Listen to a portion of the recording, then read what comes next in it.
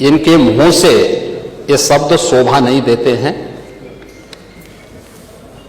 स्वाभाविक रूप से संभल में जो नंग तांडव इन्होंने समाजवादी पार्टी सरकार के समय किया था, आज जब वहां पर उसका शुद्धिकरण का अभियान चल रहा है, तो अगर आपको हवन डालना है तब तो ठीक बात है, लेकिन अनावश्यक रूप से हर एक जगह न्यूसेंस क्रिएट करना, अपनी नकारात्मकता से उस क्षेत्र के विकास को अवरुद्ध करना, संभल हो, बहराइच हो या गोरखपुर, ये समाजवादी पार्टी हर जगह यही करती है। गोरखपुर के विरासत गलियारे के बारे में पांडे जी आप तो इतने वरिष्ठ हैं,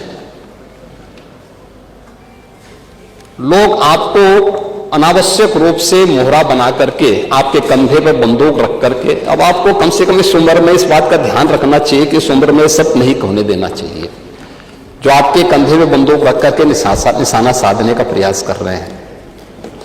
आपके 3 दिन पहले मैं स्वयं उस विरासत गलियारे का दौरा किया था, मालूम है ना।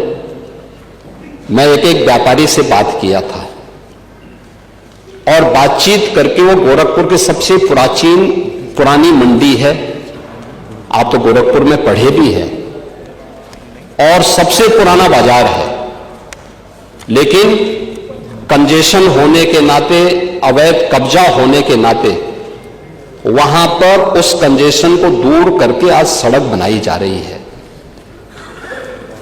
आप लोगों ने अपने समय में तो कुछ किया नहीं।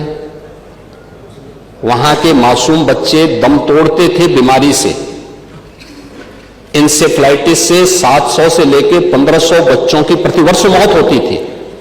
आपकी विधानसभा के भी और सिद्धार्थनगर जनपद के भी सैकड़ों बच्चे मरते थे। कभी आप लोग कुछ नहीं किए, विकास के लिए आप लोग कुछ नहीं किए। अपने समय में विकास का आपका कोई एजेंडा नहीं था। और अगर भारतीय जनता पार्टी की सरकार, एनडीए की ये सरकार विकास कराना चाहती है, तो आपको इसमें भी बुरा लगता है।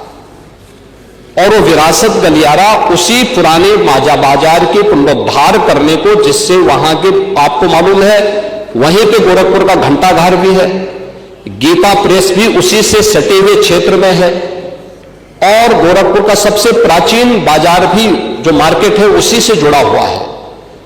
उस मार्ग को बनाने के लिए एक एक व्यक्ति, एक एक व्यापारी को कंपनसेशन देने की बात 3 दिन पहले मैंने स्वयं उस क्षेत्र का दौरा करने की बात कर की थी। उसके बाद राजनीति करने के लिए आप गए थे। भारतीय जनता पार्टी ने नहीं, बल्कि गोरखपुर के व्यापारियों ने आपका विरोध किया था। क्योंकि विरोध इसलिए भी किया था क्योंकि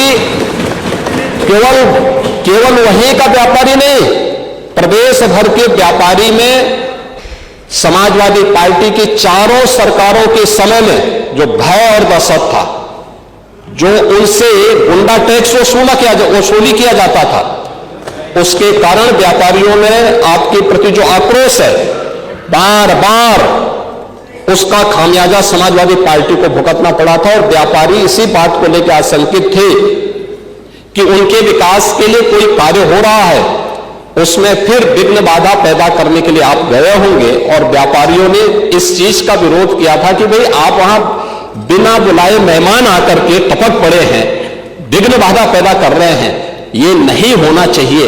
अरे तो आपका सम्मान किया व्यापारियों ने। अगर कोई और होता तो बहुत कायदे से उनको सही ढंग से जवाब भी देते, ये मैं विश्वास के साथ कह सकता हूं, क्योंकि समाजवादी पार्टी से उम्मीद की ही नहीं जा सकती है कि वो सुरक्षा की बात करेंगे और अच्छा विकास का कार्य कर सकेंगे।